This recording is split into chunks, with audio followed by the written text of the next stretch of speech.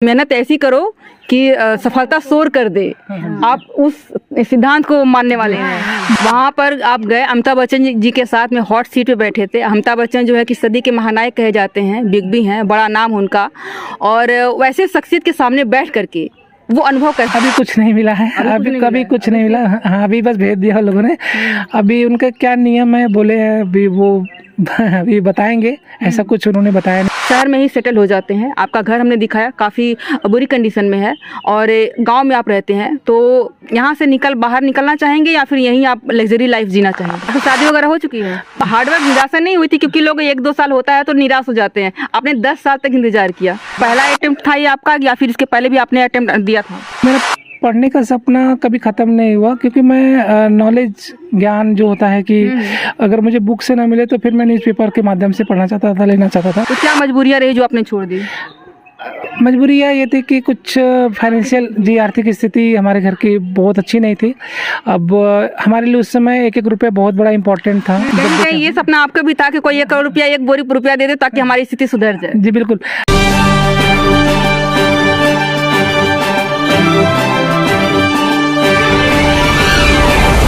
बचपन का सपना था कि कोई 1 बोरा ला करके पैसे हमें दे दे ताकि हमारी जो आर्थिक स्थिति है सुधर जाए। तब आर्थिक स्थिति में बचपन की बात थी तो टॉफी वगैरह का ही सपना रहता था, लेकिन अभी भी चाहत वही है। रील्स पे आपको भी कई चीज़ें मिल जाती हैं जिसमें कहते हैं कोई 1 बोरा पैसा ला करके दे दे, लेकिन ये तो एक दीवा स्वप्न ही कहेंगे। अगर इस तरह के घर में अगर कोई रह रहा हो तो उसके लिए अगर कोई कहे कि 1 करोड़ रुपए मिल जाए अचानक से रातों रात, तो मतलब समझ ही सकते हैं उसकी क्या स्थिति होगी। नमस्कार दोस्तों, मैं हूं अर्चना यादव और अभी हम लोग हैं आजमगढ़ के आमक ज़िले में, जो रानी की सराय में पड़ता है, आमक गांव में। और हमारे साथ में ये भाई साहब बैठे हुए हैं जिन्होंने वो सपना सच कर दिखाया है। जो 1 करोड़ रुपए, 1 बोरी रुपए वाली बात है, वो सपना इनका सच हो चुका है। बहुत बहुत स्वागत है आपका मेरी वीडियो में। क्या नाम है सर आपका? मेरा नाम जसनील कुमार है और मैं अवंतिकापुरी आमक से बिलोंग करता हूँ। आपको बता दें कि ये जो टीवी पे आता है, सोनी टीवी पे, अमिताभ बच्चन जी के साथ केबीसी, उसमें इन्होंने 1 करोड़ रुपए जीता हुआ है। तो कैसा लग रहा है जब आपको 1 करोड़ रुपए मिला हुआ है? कैसा लग रहा है, पहला एक्सपीरियंस बताइए। जी, एक्चुअली ये रकम कभी हमने सोची भी नहीं थी कि इतनी बड़ी रकम कभी भी मिलेगी, कभी देखने को। हाँ, लेकिन कहते हैं ना कि जब केबीसी जब शुरू हुआ था बहुत 22 साल पहले, और उस समय बहुत छोटा था तो ये सब इतना ख्याल नहीं था, दिमाग नहीं था। लेकिन जब अपने घर की परिस्थिति और अपनी जब हालात कहीं ये सपना आपका भी था कि कोई 1 करोड़ रुपया, 1 बोरी रुपया दे दे ताकि हमारी स्थिति सुधर जाए? जी बिल्कुल। ये सोचता था कि बस कोई ये लगा कि केबीसी वो माध्यम हो सकता है। हाँ, केबीसी एक ऐसा प्लेटफॉर्म था जिससे मुझे लगता था कि जो मेरे सपने हैं वो साकार हो सकते हैं, और मैंने उस सपने के लिए उस पर काम करना शुरू कर दिया। 2000 काम कब से किया? मैं 2011 से अपनी तैयारी और कोशिश पूरी शुरू कर दीजिए। पढ़ाई लिखाई कहाँ तक हुई है आपकी? मैंने पढ़ाई लिखाई 12वीं पास किया। पढ़ने के लिए मैं इलाहाबाद विश्वविद्यालय भी गया। ग्रेजुएशन वहाँ से करना चाह रहा था, और कुछ ऐसा नहीं कि बनना चाह रहा था, कुछ बनना ही चाह रहा था। स्पेशली मैं जो फैमिली रहती है उसको एक गवर्नमेंट जॉब जरूरी होती है। हर कोई, जी, हर फैमिली में, मिडिल फैमिली में इनका अपना एक सपना होता है कि हर माँ बाप का कि मेरा बेटा एक गवर्नमेंट ऑफिसर बने, एक गवर्नमेंट जॉब करे, जिससे घर के हालात सही हो सके और उसके लाइफ सिक्योर हो सके। तो मैम ऐसा नहीं था कि मैं ऐसे पर इस पथ पर काम नहीं किया। मैंने काम किया, लेकिन दुर्भाग्यवश अब नहीं हो पाया। लेकिन एक होती थी कि उम्मीद एक अच्छा करने की, एक अलग करने की। आप कह रहे हैं कि आपका ग्रेजुएशन भी पूरा नहीं हो पाया है? जी बिल्कुल, मैं 1 साल ही पढ़ा था BA इलाहाबाद विश्वविद्यालय से। तो क्या मजबूरियाँ रही जो आपने छोड़ दी? मजबूरियाँ ये थी कि कुछ फाइनेंशियल जी आर्थिक स्थिति हमारे घर की बहुत अच्छी नहीं थी। अब हमारे लिए उस समय 1-1 रुपया बहुत बड़ा इम्पोर्टेंट था, और क्योंकि हम परिवार में हम भाई बहन को शिक्षा। कितने भाई बहन हैं आप लोग? मेरे छोटे 4 भाई हैं, 2 बहनें हैं। मेरे पास माता पिता, दादाजी, खेती बाड़ी है। और आपका नंबर कौन सा है? मैं सबसे बड़ा हूँ। अपने सारी जिम्मेदारी आप पे भी रही होगी पिताजी? तो कहीं ना कहीं बाद मेरे पिताजी के बाद मेरा ही नंबर था कि उनको सपोर्ट करना, उनको संभालना, उनको भी थोड़ा सहयोग करना, हाथ बटाना। तो एक बड़े बेटे का फर्ज होने के नाते ये मैं करता था, सोचता था। तो उसकी वजह से पूरी पढ़ाई नहीं हो पाई मेरी। कहीं ना कहीं मैं ड्रॉप करना पड़ा।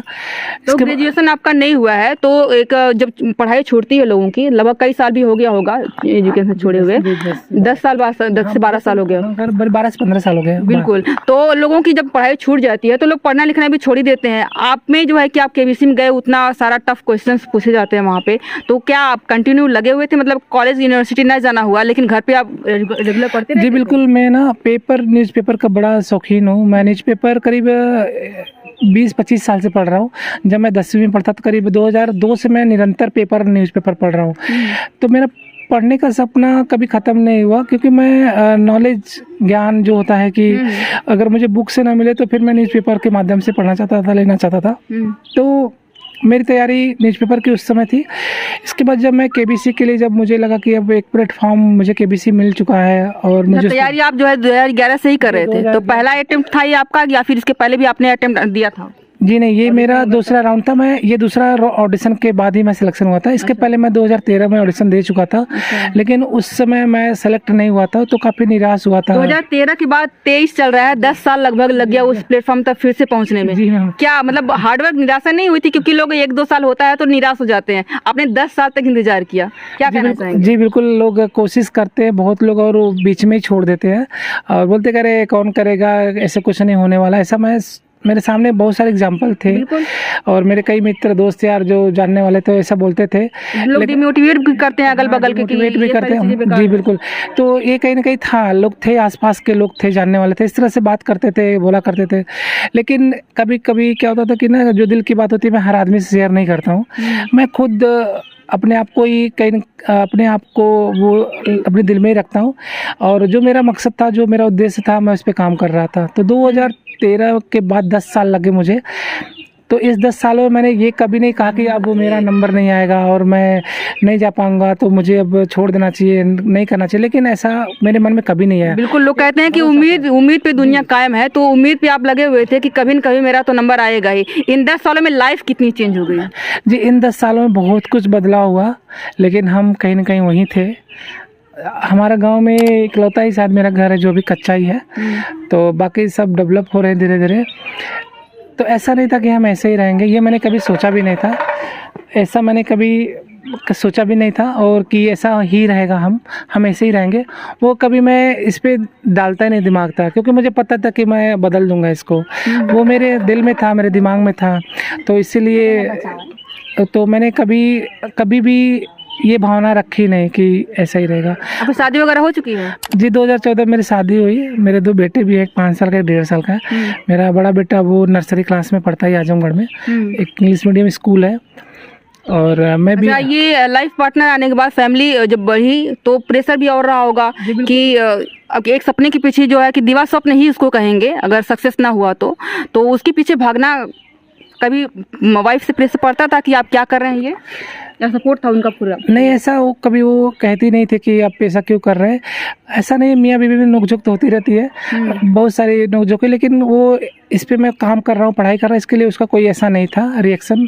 हाँ, वो अपना जो भी वो, हाँ, वो अपना जो भी करती वो अपना करती, मुझे जो करना मैं करता था।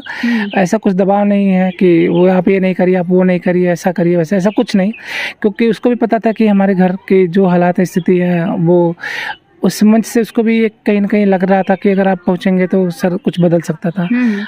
वहाँ पर आप गए, अमिताभ बच्चन जी के साथ में हॉट सीट पे बैठे थे। अमिताभ बच्चन जो है कि सदी के महानायक कहे जाते हैं, बिग बी हैं, बड़ा नाम उनका, और वैसे शख्सियत के सामने बैठ करके वो अनुभव कैसा था, थोड़ा सा शेयर करिए। हाँ जी, अनुभव देखिए जी, मैं बोलूँगा कि हिंदुस्तान में हर एक लोगों का, हर एक व्यक्ति का अपना एक रोल मॉडल है किसी न किसी का, और इच्छा लोगों की होती है उनसे मिलना, उनको देखना, उनसे बातें करना, उनसे गले हाथ मिलाना।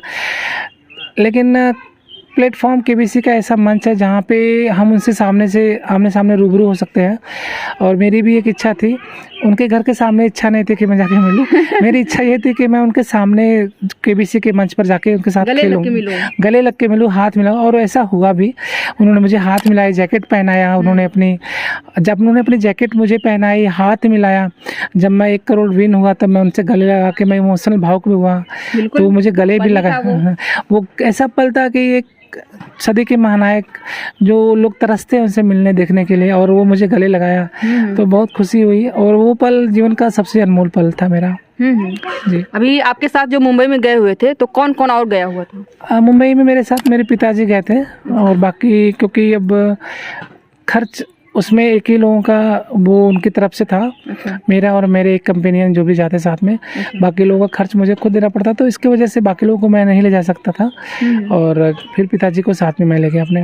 जी। अभी तो आप करोड़पति बन गए हैं। बहुत सारे लोगों को ऐसा मैंने देखा हुआ है कि वो पैसे आने के बाद शहर में ही सेटल हो जाते हैं। आपका घर हमने दिखाया, काफ़ी बुरी कंडीशन में है, और गाँव में आप रहते हैं, तो यहाँ से बाहर निकलना चाहेंगे या फिर यहीं आप लग्जरी लाइफ जीना चाहेंगे? देखिए, मैं शहर की लाइफ मुझे पसंद नहीं है, क्योंकि मैंने दिल्ली, मुंबई सब जगह काम किया, लखनऊ, अब मुझे वहाँ के शहरों में अच्छा नहीं लगता है।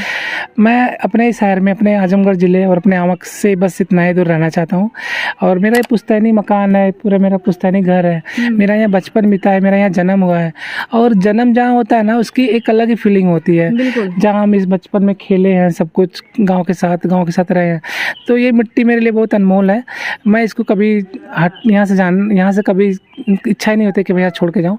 मैं यहाँ अपना घर बनाऊंगा और शहर में भी रहूँगा। जो भी मेरे बच्चे भी हैं मेरे, और फैमिली अगर पढ़ना लिखना, वहाँ से हम उनकी तैयारी करवाने की कोशिश करेंगे। अच्छा, ये चीज़ भी होती है कि जब 1 करोड़ रुपया मिलता है तो लोग कहते हैं कि कुछ परसेंटेज टैक्स में कट जाता है, तो टोटल 1 करोड़ मिला था या फिर कुछ टैक्स करके ही मिला था? अभी कुछ नहीं मिला है, अभी कभी कुछ नहीं मिला। हाँ, अभी बस भेज दिया लोगों ने। अभी उनका क्या नियम है बोले हैं, अभी वो अभी बताएंगे, ऐसा कुछ उन्होंने बताया नहीं मुझको। विनर होने के बाद कुछ स्पॉन्सरशिप जो रहते हैं वो भी कुछ गिफ्ट वगैरह देते हैं? मुझे स्पॉन्सरशिप में एक कार मिली है, 10 अमाउंट नहीं बता सकता, लेकिन एक कार मिली है 4 व्हीलर, और एक टीवी भी मिली है मुझको उनकी तरफ से। और जो पैसे है अमाउंट वो तो है ही है, लेकिन अभी मिला कुछ भी नहीं है, सारा कुछ आएगा। हाँ, अभी घर पे बस ऐसे लग रहा है ऐसे ही चले आए कुछ मिलना जुलना है नहीं। अभी मेरे अकाउंट में 100 रुपये भी नहीं होंगे। घर पे मेरे पिताजी मुझे उल्टा पैसा। आप करोड़पति बन गए हैं, सिर्फ शो में हाईलाइट हो गए हैं, फेमस हो गए हैं, लेकिन अभी आपके चिंदी भी नहीं आया है। 1 रुपया नहीं, बल्कि उल्टा मेरे पिताजी मुझे दे रहे हैं 2 दिन 4 दिन से 500 1000 रुपया मेरे खर्च के लिए वही दे रहे हैं। क्योंकि जॉब भी मैं अभी नहीं कर रहा हूँ, तो अभी ऐसी फीलिंग ही नहीं आ रही। तो जॉब छोड़ देनी है कि क्यों आप जॉब कर रहे हैं, तो जॉब छोड़ देनी है कि कुछ नया करना है, ये स्टार्टअप वगैरह कुछ बिजनेस वगैरह कुछ? ये जॉब तो मैं पिछले 10 साल से कर रहा था, और अब जॉब में मन नहीं लगता, क्योंकि टाइमिंग को लेके भी है। मैं टाइम अपनी फैमिली को भी नहीं दे पा रहा था, और कुछ अगर कहीं घूमने जाने की इच्छा होती थी, दोस्त यार शादी विवाह कहीं, तो उसमें टाइम को लेके बड़ा वो लिमिटेशन थी, छुट्टी लिमिटेड थी। तो वो नौकरी अब नहीं करना चाहता, वो अपना कुछ स्टार्टअप बिजनेस करूँगा शुरू, छोटा सा जो भी करूँगा। अभी इनकी माता जी हैं, थोड़ा सा आगे आ जाइए। क्या नाम हुआ आपका? मेरा नाम राधिका।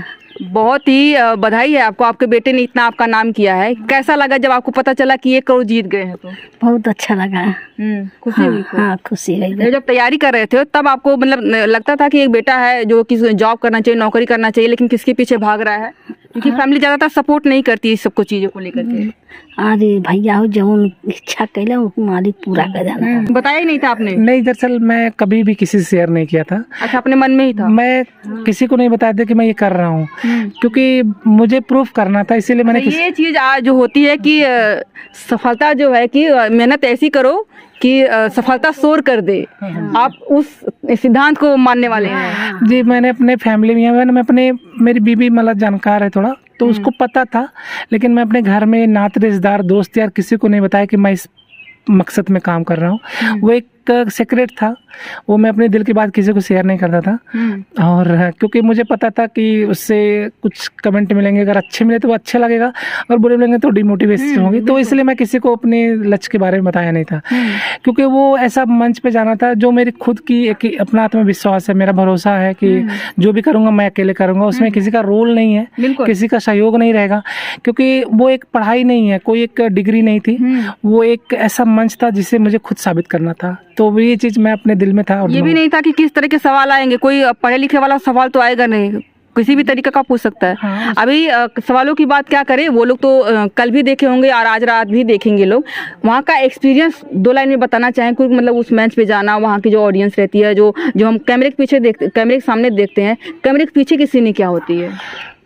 कैमरे के पीछे मैं बोलूँ तो वहाँ की जो टीम है बड़ी सपोर्टिव होती है उनकी, वो काफ़ी आपका केयर करती है और काफ़ी मोटिवेट करती है, हिम्मत बढ़ाती है और आपको सही गाइड करती है कि आपको ऐसे बोलना है, ऐसे करना है और इस तरह सोच समझ के खेलना है, घबराना नहीं है।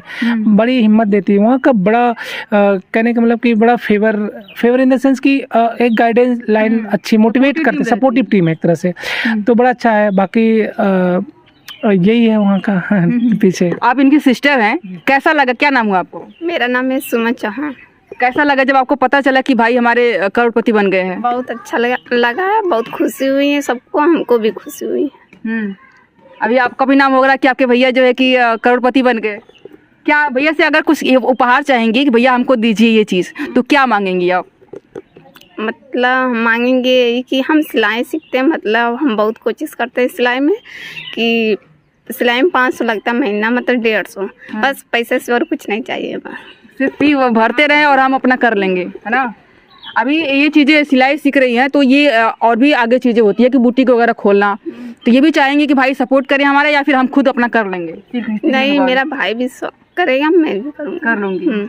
बहुत बहुत धन्यवाद सभी लोगों का। तो ये रही हमारी आज की वीडियो। आपको इस पे क्या कहना है? केबीसी के बारे में हमने कोई सवाल नहीं किया क्योंकि केबीसी लोग देख रहे हैं और उस सवाल को करने से कोई फायदा नहीं है क्योंकि यहाँ पे क्वेश्चन नहीं हो रहा है। उसके पर्दे के पीछे की जो चीज़ें हैं वो हमने जानने की कोशिश की। आपको क्या कहना है इस पर आप लोग कमेंट करके जरूर बताइएगा। वीडियो अच्छी लगी तो लाइक करिएगा, शेयर जरूर करिएगा क्योंकि आजमगढ़ के लाल ने आजमगढ़ का नाम किया है। अगर आप मेरे चैनल पर नए हैं तो सब्सक्राइब कर लीजिएगा। वीडियो देखने के लिए बहुत बहुत शुक्रिया।